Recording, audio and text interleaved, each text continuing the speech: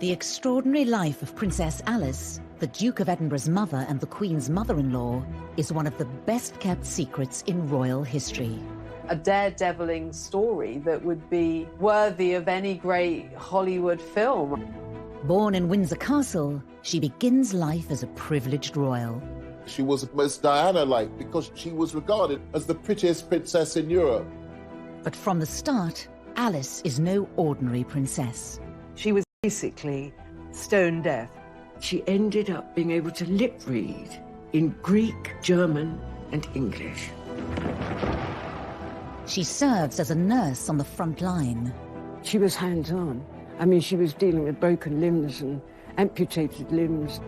She goes on to face huge personal challenges and is committed to an asylum. She is hearing voices, that she's in a relationship with Jesus Christ. She would overcome these struggles to help those in need. This film will reveal the secrets of Alice's extraordinary life, using rarely seen archive and interviews with those directly affected by her selfless actions, including the Jewish family she saved from the Nazis.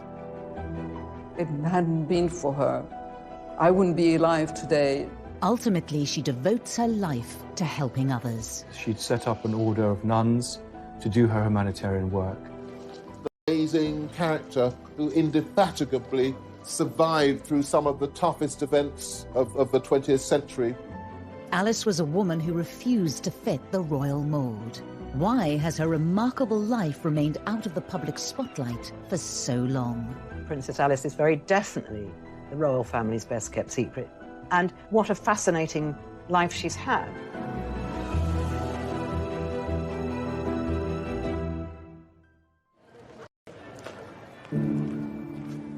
On a winter's day in December 1969, London goes about its business largely unaware of the sadness within the walls of Buckingham Palace. Princess Alice, who was the Duke of Edinburgh's mother, mother-in-law to the Queen and grandmother to Prince Charles, has died in her sleep. Reporting of Alice's death is minimal. It makes just the 4th item in the night's news. The BBC announcement read, "The Duke of Edinburgh's mother, Princess Andrew of Greece, died today at Buckingham Palace. The princess, who was 84, had been in poor health for some time. Princess Andrew, or Princess Alice, her own name, was the daughter of Prince Louis of Battenberg." It's a very unremarkable announcement. Words of respect, adoration, affection. It's very cold. It simply marks the passing of a life defined by the men around her. Indeed, despite her position in the royal family, Princess Alice has long remained hidden from public glare. Many first discovered Alice through her portrayal in the TV series The Crown, when, as this clip shows, she had been living as a nun. Let this be a mother's gift to her child. Find yourself a faith. I didn't even know she existed. I had no idea who the Duke of Edinburgh's mother was.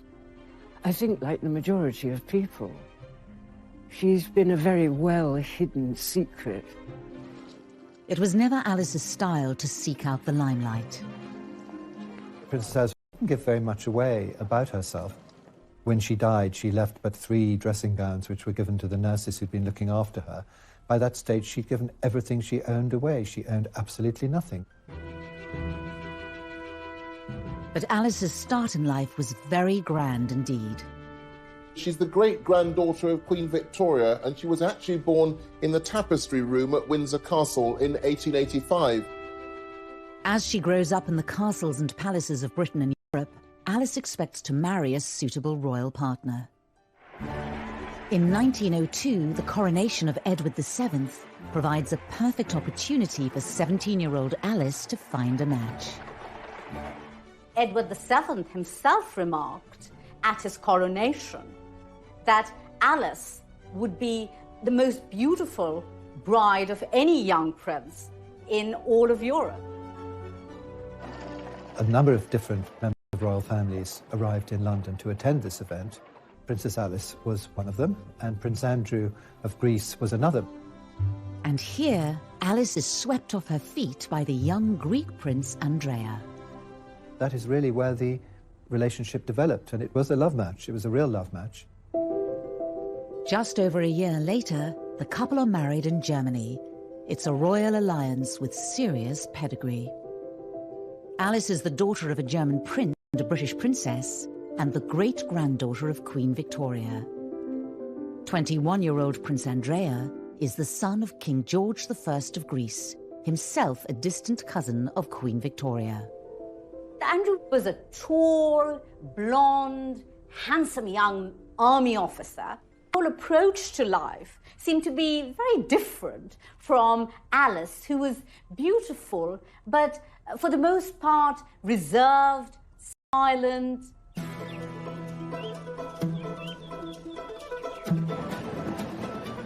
The newlyweds head for Athens in 1904 to start their married lives together at the royal palace. It's a dramatic change from Alice's life so far. The marriage was clearly a culture shock for Alice. I mean, she, for one, didn't know any Greek. Athens must have been kind of a cultural wilderness in certain respects for Princess Alice, and the palace itself wasn't exactly Grand Luxe. The royal palace in Athens was, by all accounts, rather drafty and dark. A more significant problem for Alice is that the Greek monarchy is not a stable one. Greece had only existed as a country in its own right for 70 years, following the breakup of the Ottoman Empire. So it had to create its own monarchy.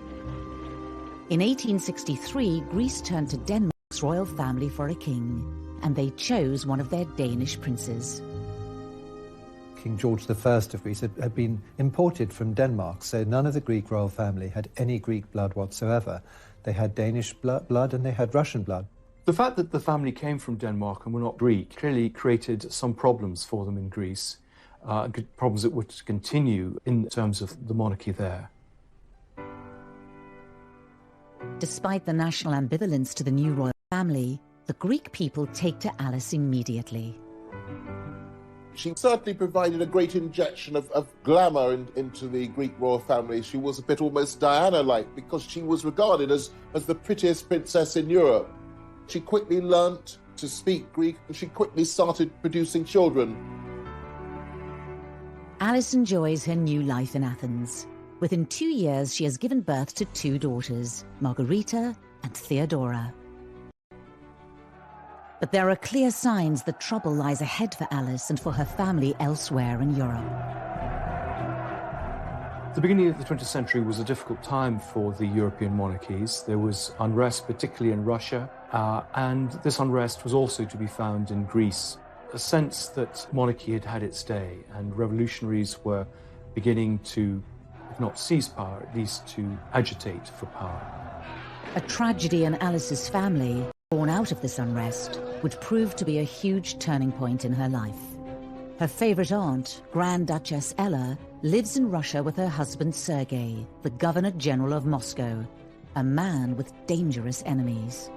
Was married to the Grand Duke Sergei of Russia. And in 1905, Grand Duke Sergei is horribly assassinated by a bomb which blows his carriage into smithereens outside the Kremlin. And this had a profound impact on Ella, who gave up her material wealth and used her time and resources to feed the poor and become much more religious and set up a convent. Alice goes to visit Russia, I think in 1909, and she sees the amazing work that her Aunt Ella is doing, which directly affects Alice and affects how she chooses to lead her own life. As Greece edges closer to war with its neighbours, Alice would soon be given the chance to follow in her aunt's footsteps and risk her life to help others.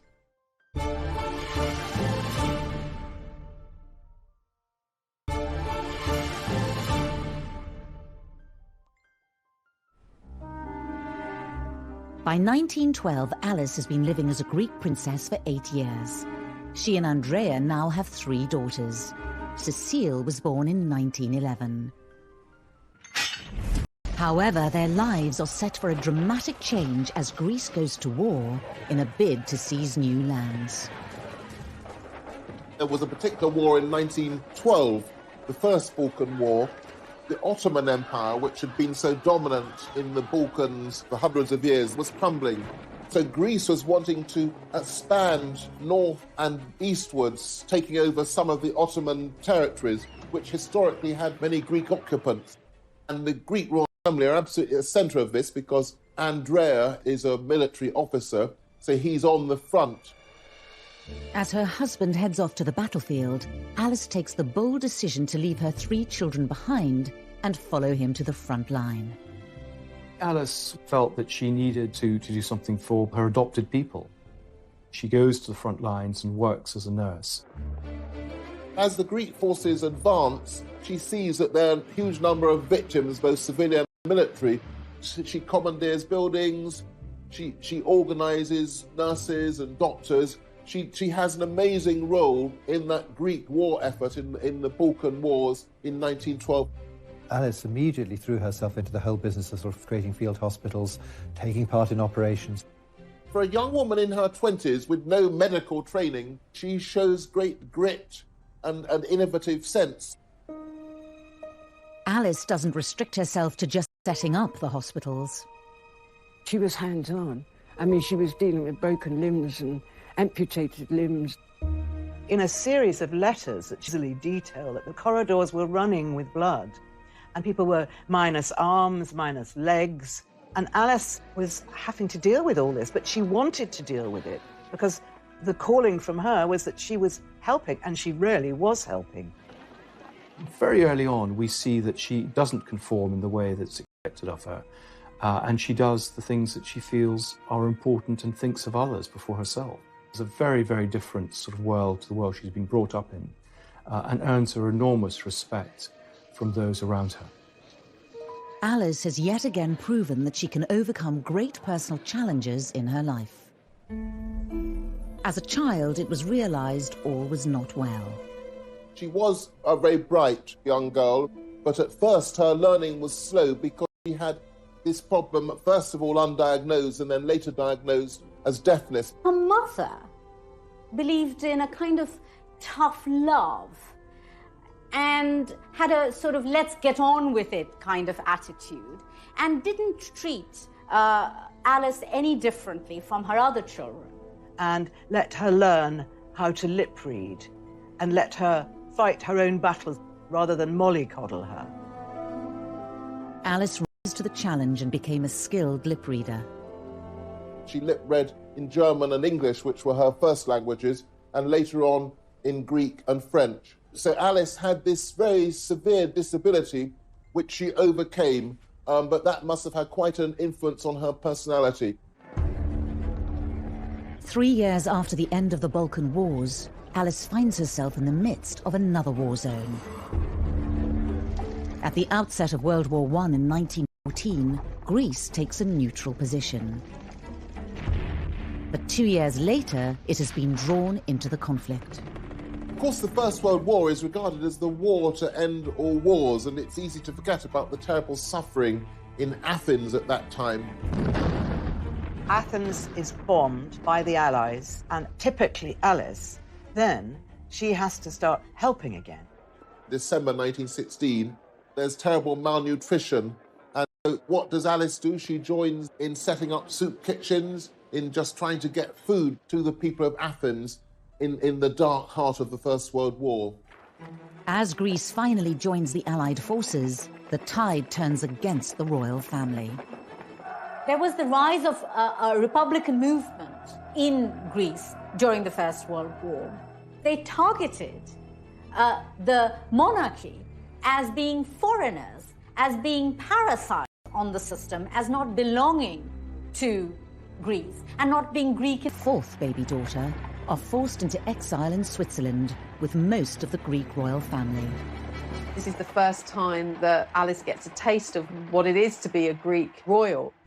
Alice had no sense of when she would be returning to Greece and indeed what life was going to be like for her over the next few months. And, you know, they weren't luxurious months. As she adjusts to life in exile, Alice receives news of an appalling family tragedy during the Russian Revolution. The Russian royal family, including Alice's favourite Aunt Ella, was caught up in the civil war. And in July 1918, Aunt Ella, along with several other members of the Russian royal family, were driven by the Bolsheviks to the Urals.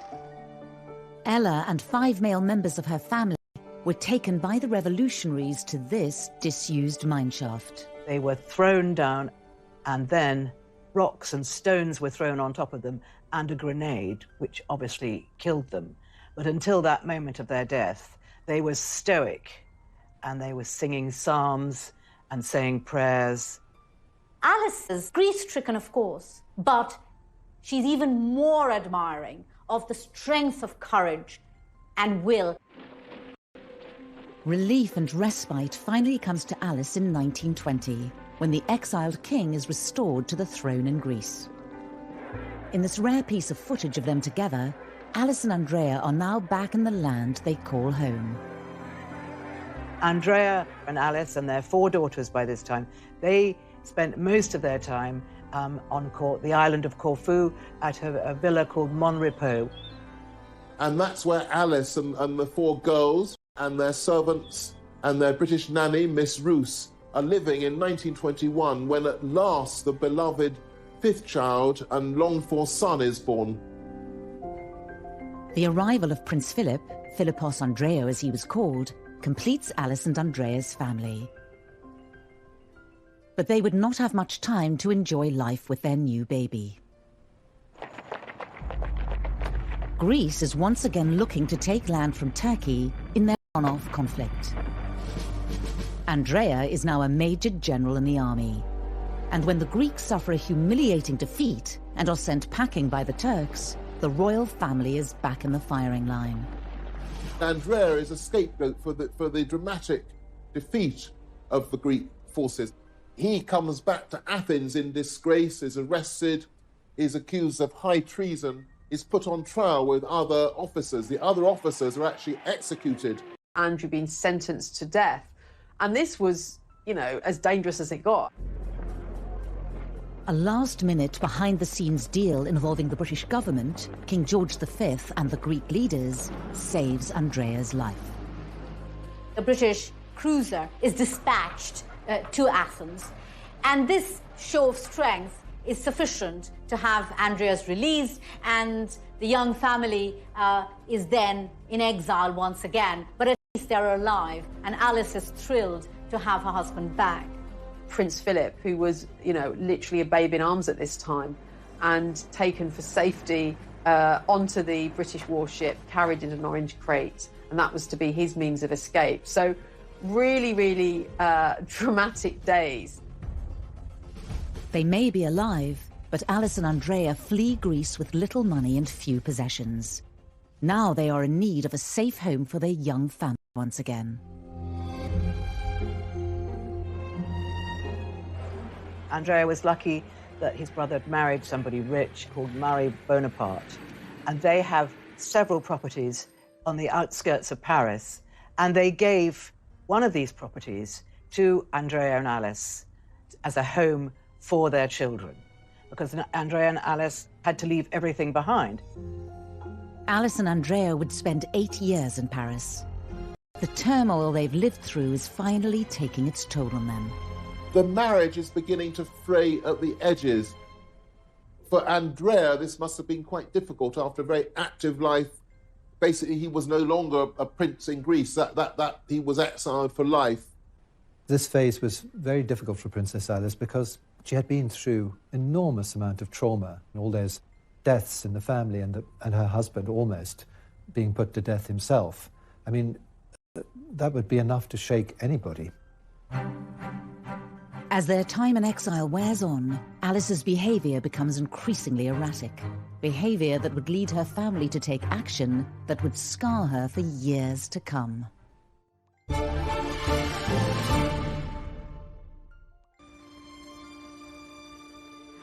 1928, Paris. Princess Alice and her family are now safe, living in exile. But for her, a personal inner struggle is about to begin. One that will define the next 10 years of her life.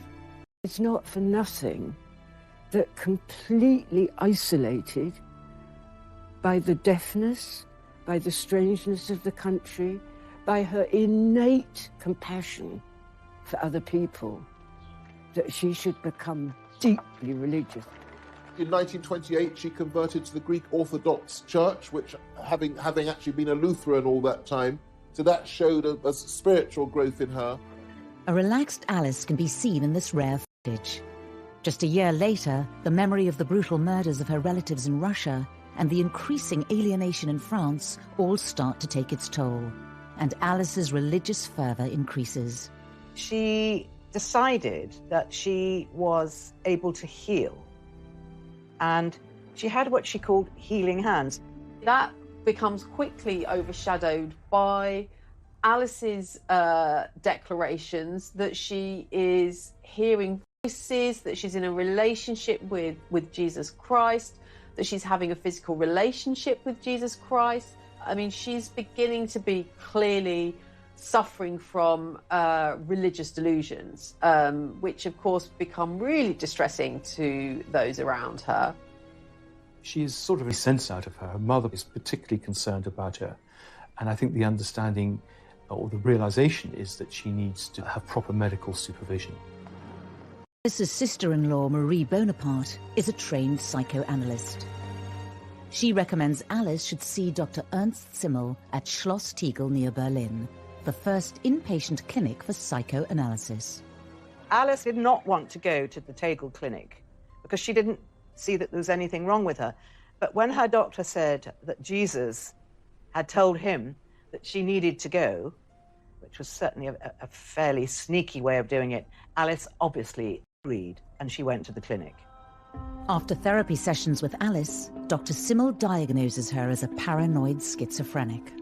It was believed that her mental illness was a result of sexual frustration, that she'd fallen in love with a young Englishman, and this was an unrequited relationship, and that had made her really go mad by suppressed, repressed sexual desire. And in another twist to Alice's story, Dr. Simmel takes her case to his colleague, the founder of psychoanalysis, Dr. Sigmund Freud. Now, at that point, Freud suggests what is probably the most shocking or the most bizarre, the most puzzling recommendation in the history of psychoanalysis. He suggests to Simmel that Princess Alice's ovaries should be exposed to high-intensity X-rays. The first time I read this, I just couldn't believe what I read, because it hardly counts as a psycholytic intervention. Freud suggests the medical procedure rather than therapy, as he thought it would, in his words, rejuvenate Princess Alice. But the results are devastating. Because the exposure of the ovaries to high-intensity X-rays would effectively mean, to use a strong word, that Princess Alice would be castrated, that her menopause would be accelerated and so would be rendered sterile. Alice's ovaries are X-rayed, but it does nothing to improve her state of mind. Alice was maintaining throughout this period that there was nothing wrong with her. She didn't want to be at the clinic. Nevertheless, she was forced to undertake some of this treatment against her will. She stayed there from February to April, when she discharged herself. Alice's suffering doesn't stop there. Her mother, Victoria, perhaps embarrassed by Alice's behaviour, conspires with the family doctor to send her to another clinic. So Alice's mother took Prince Philip out to lunch, on a picnic, and by the time he came back... Which was really, really sad. They forcibly had to inject her and sedate her to get her to the clinic. What was done then was effectively in breach of every convention of civil rights. She was admitted by force on the instructions of her mother and against her will to a psychiatric institution. Alice is sent to the Bellevue Sanatorium in Switzerland. Princess Victoria was generally concerned about her daughter, that she should have proper medical attention. But I think a large part of it was the need to keep her out of the way, that she was a potential embarrassment. Alice had delusions that Christ had given her a special religious mission. She had put these thoughts to paper in an attempt to share them publicly.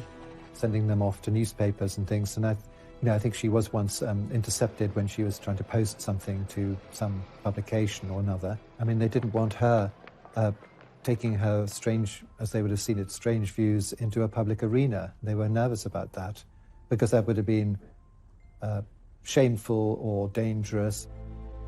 Alice's battle with mental illness is compounded by the fact that she's being held against her will.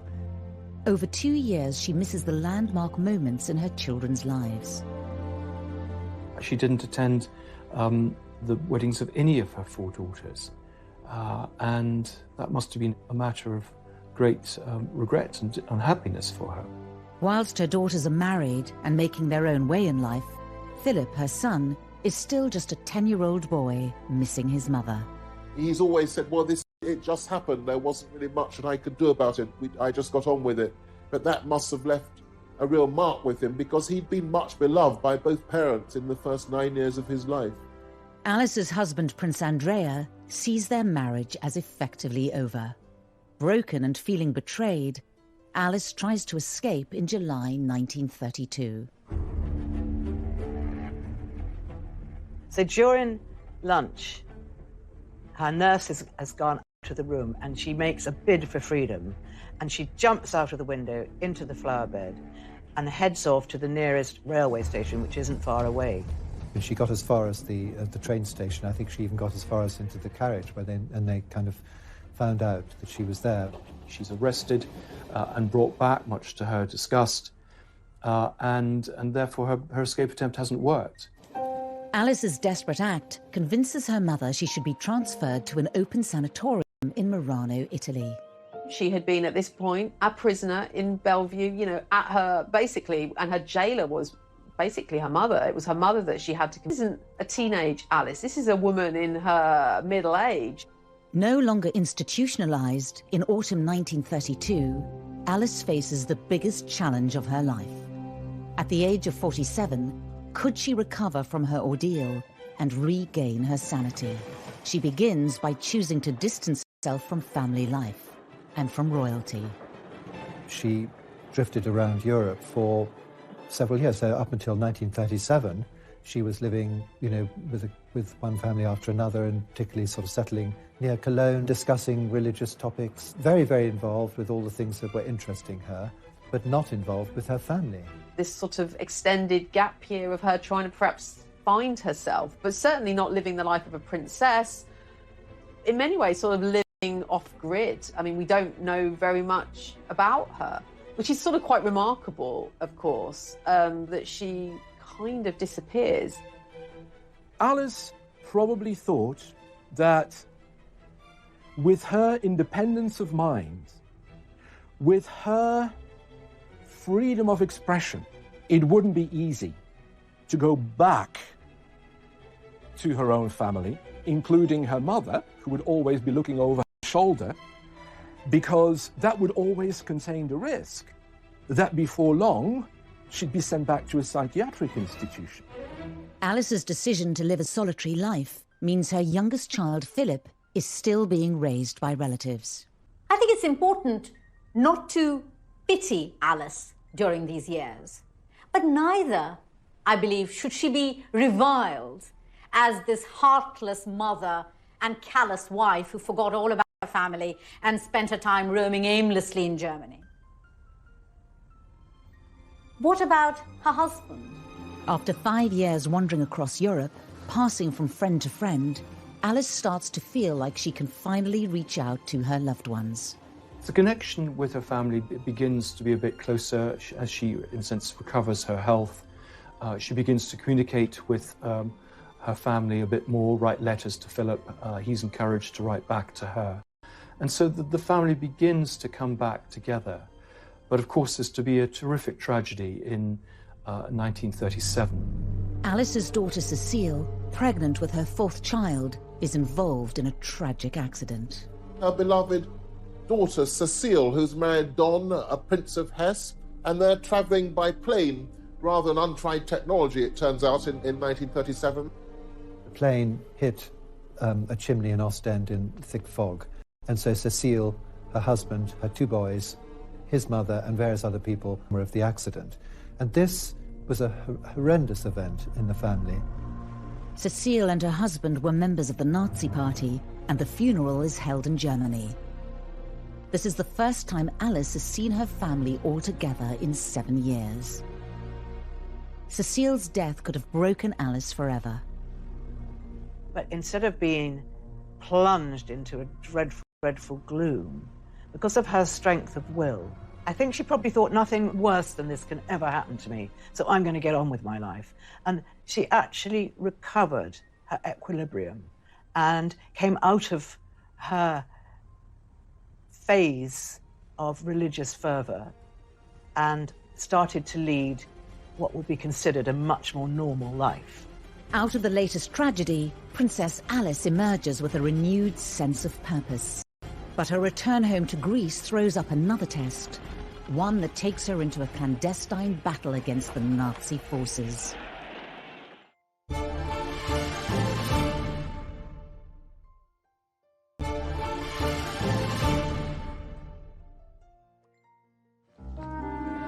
In 1938, Princess Alice, mother of Prince Philip, returns to Greece to serve the poor. During her 16-year exile, she survived hardship and horrific tragedy. However, once again, she will soon be placed at the heart of momentous historical events.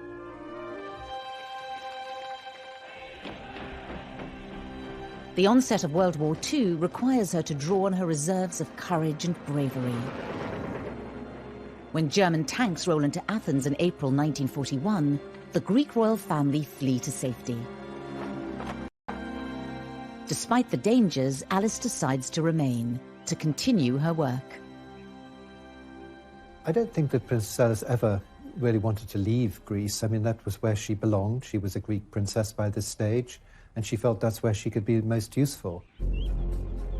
The Nazi invasion has devastated Athens, and thousands are left destitute and starving. Alice helps by volunteering for the Red Cross. I think one of the extraordinary things is, given the scarcity of food, that she's able to create one of the largest soup kitchens in the world at the time. And it says something about her determination, her contacts, and her ability to get things done, that it's such a success. And she feeds thousands, particularly children, young children, who are either orphans from the war or refugees, those who are helpless. This is Alice at her humanitarian best. As war continues to... She's completely fearless. While bullets are flying, she's on the streets of Athens taking supplies to people in need, and she's heard that you don't hear the bullet that kills you, and she says, I won't hear it anyway because I'm deaf. However, Alice is about to take an even bigger gamble with her own safety. Athens is home to around 8,000 Jews. Amongst them, the Hermione Cohen family, prominent members of the community who have ties to Greek royalty. Evie Cohen is their only surviving direct descendant. At the beginning of 1943, it became obvious that the decisions against the Jews to take them to concentration camps was starting to be obvious. My family had to go in hiding. Evie's father, Alfred, decides the family's best hope of refuge lies with Princess Alice. Now he must find a way to contact her. By an extraordinary coincidence, a chance encounter with her lady-in-waiting results in a message getting to Alice. I'm going to read out part of the text my father had written about this part of the story. For us, it was an absolute miracle. In short, that lady immediately went to see the princess, and an hour later, we were informed that the Princess Alice would be more than happy to take in my mother and sister. I think it was Alice taking an enormous risk because she may have faced a firing squad because she had harbored the Jewish family. It was an enormous risk. When the German generals came round looking for any Jews, and perhaps having been tipped off that perhaps there were Jews being sheltered by Princess Alice, she said simply, "I can't understand, I don't know what you're talking about."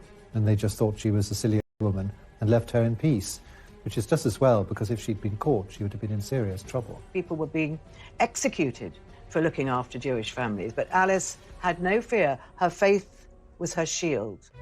Incredibly, the Hamaiki Cohen family are never discovered by the Nazis. Alice keeps her own bravery a secret. If it hadn't been for her, I wouldn't be alive today to say all this. And my parents would have met, and so many other things. Back in Britain, her son Philip has spent the war years re-establishing the family's close links to the British royals, thanks to the patronage of Alice's brother, Lord Mountbatten. Keen to improve his nephew's prospects, Mountbatten encourages Philip's blossoming romance with Elizabeth, the future queen. Princess Elizabeth, and she was, of course, delighted. And though she hoped that one day maybe he might become a Prince of Greece, the fact that he was in her own homeland, Great Britain, and had fallen in love with the British princess, who was going to be heir to the throne, she was very, very happy. However, in 1947, when Philip, sixth in line to the Greek throne, gives up his titles so he can marry Elizabeth, for his mother, the news is bittersweet. Alice, in many ways, this was no doubt a personal disappointment, but at the same time, here was her only son, of course, marrying the future Queen of England. And so it seems that she was kind of reconciled to that and accepted that, even though, of course, it came at the cost of Philip renouncing his claim to the Greek throne. Soon after Philip and Elizabeth's engagement is announced, Alice travels to England to see them. Keen to provide her son with the engagement ring, she had already arranged for some of her royal jewellery to be retrieved from a secure bank vault in Paris. She had no money, so she wasn't going to be able to buy an exquisite gift for her future daughter-in-law. So she took one of her tiaras to Philip Antrobus, the jeweller, and she said, "Take the best stone out of this, and I want it fashioned into a ring for my future daughter-in-law," which is a very romantic thing to do. And I think it is about Princess Alice wanting her son to be seen as good enough in many ways. So here, perhaps for one of the only times in her life, playing the role of the sort of proud, slightly pushy mum who, wants her son to do the right thing and being seen to be appropriate as a husband to the future Queen of England. On the 20th of November 1947, Philip and Elizabeth prepare to walk down the aisle at Westminster Abbey. The eyes of the world are centred on Buckingham Palace. Two graves draw the Irish stagecoach. Inside, Her Royal Highness Princess Elizabeth and her father. In one of the rare occasions she steps back into the royal limelight, Alice is present amongst the crowned heads of Europe.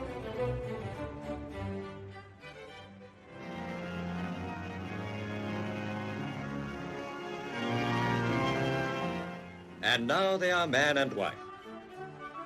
It was, for the British people, a wonderful celebration for the horrors of the war. It was a joyous occasion, and Alice was very, very moved to see her son so happy.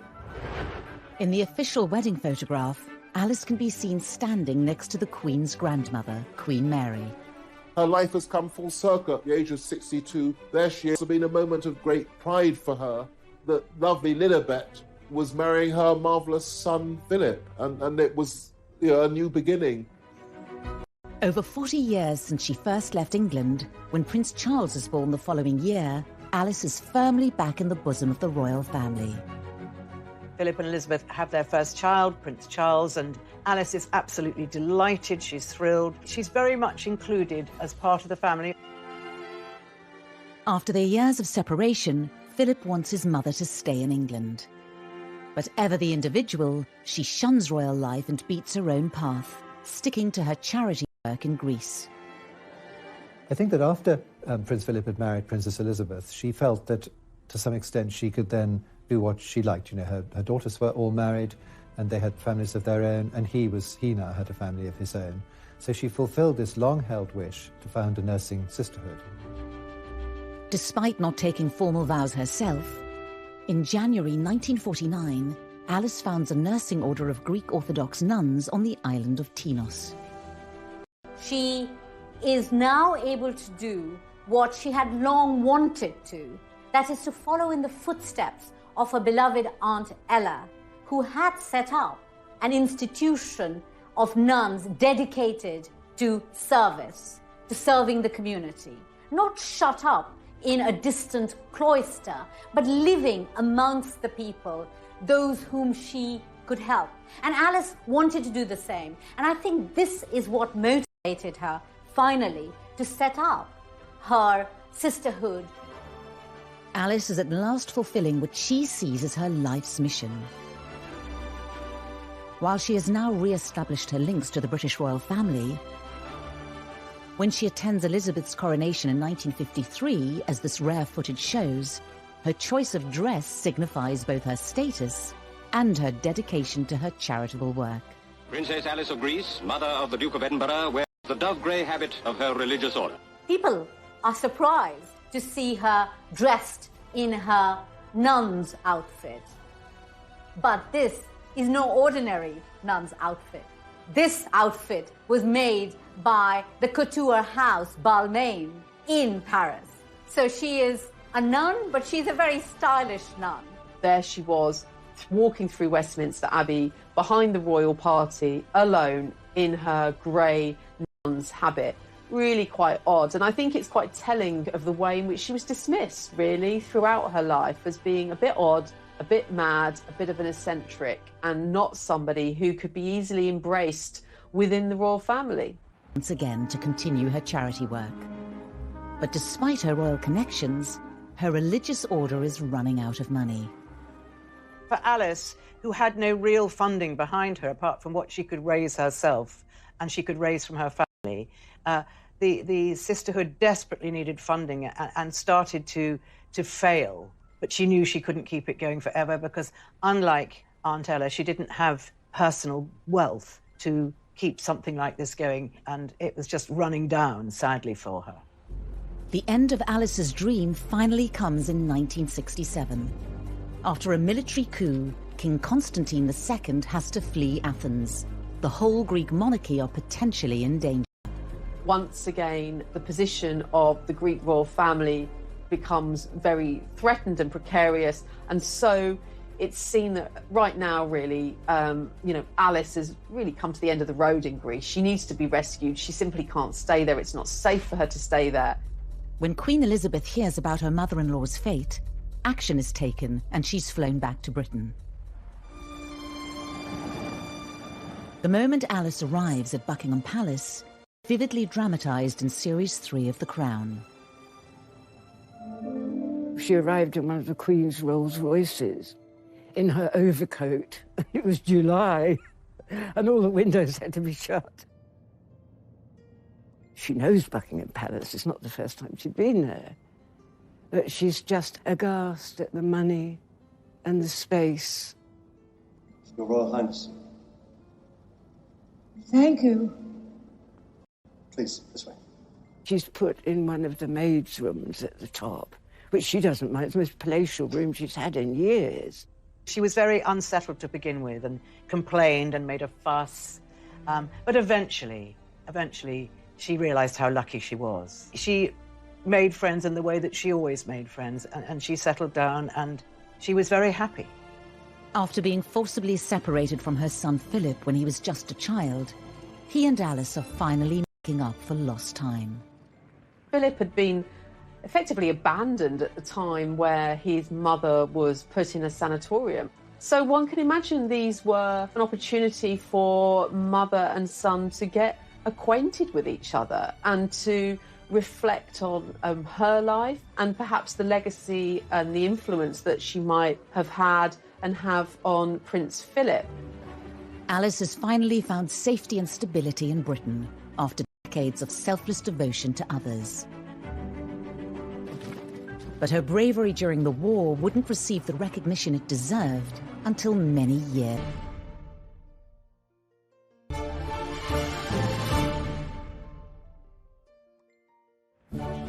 It's 1967, and Alice is back in Britain, living with the royal family in Buckingham Palace. But she's set on doing things her own way. We know that she liked to smoke, that she smoked woodbines, and so courtiers would know that she was coming before they saw her by the smell and the smoke of her cigarettes. And of course, she would also move around in her nun's habit. So a very odd spectacle by all accounts. Princess Alice couldn't have been more different than the Queen Mother, who was the other grandmum, and who was, you know, a wonderful self-publicist, going out and doing all her duties. Alice was the very opposite to that. You know, there she was smoking in her nun's outfit. But the children liked her. Prince Charles really liked his grandmother. She used to tell him tales about Queen Victoria, which he loved to hear. After 2 years of getting closer to her son and his family, Alice starts to become infirm. On the 5th of December 1969, aged 84, she dies peacefully in her sleep. Her death was really announced without any great fanfare. Certainly when we compare the public affection towards the Queen Mother, Princess Alice has a very different position in the nation's affections. Really, people didn't really know her. They still don't really know much about her. The funeral itself was a relatively small affair. I suppose in keeping with Alice's own life, which always emphasised service rather than status. Prince Philip, he said what an extraordinary thing it was that she had been born in Windsor Castle, and after a difficult life of wars and tragedies and separations and living in different lands, she had come back to Windsor Castle again.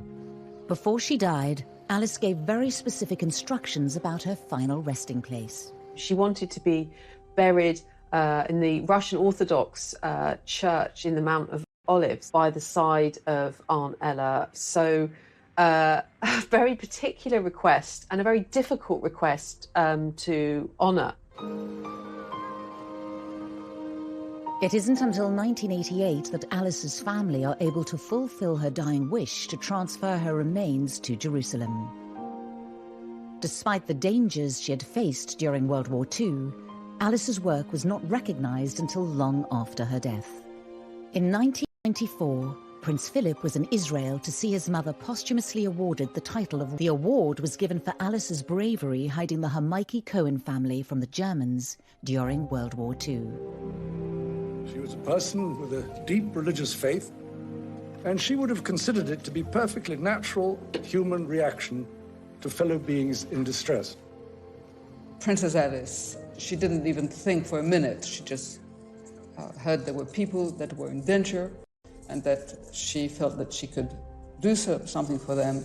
The story of Princess Alice and my family is a beautiful one, and it can, I hope, be an example for the young today to continue to do good things in life, to be human. Both Prince Charles and Prince William have since travelled to Israel to visit Alice's tomb. As the years elapse, the selfless work that she did is seen as something that the royal family are incredibly proud of. And I think her legacy and her life is being embraced much more by the royals and even the younger royals. And obviously that's very, very good to see. So I think she's been a great influence, and I think, on the whole royal family's attitude to humanitarian activities. Alice was a royal like no other. The twists and turns of her life spanned much of the 20th century and coincided with pivotal moments in history. Alice's life was on the outside looking in, and that was why she was able to help people so much. That was one of the joys of playing her, because she didn't give a damn what people thought about her. She had suffered really a huge series of disadvantages, from her deafness as a child through to the problems of exile as a royal princess, her mental illness, and throughout of all this she rose triumphant as an inspirational figure. Amazing character who indefatigably survived through some of the toughest events of the 20th century, and triumphed as a sort of humanitarian icon. A really remarkable life story, and one that shouldn't be forgotten.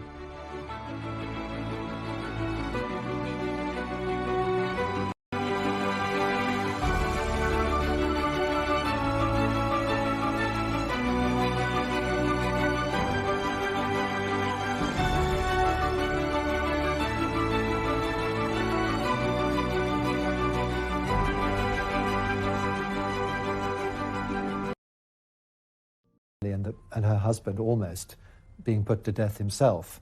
I mean, that would be enough to shake anybody. As their time in exile wears on, Alice's behaviour becomes increasingly erratic. Behaviour that would lead her family to take action that would scar her for years to come.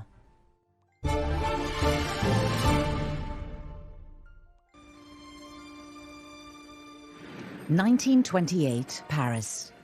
Princess Alice and her family are now safe, living in exile.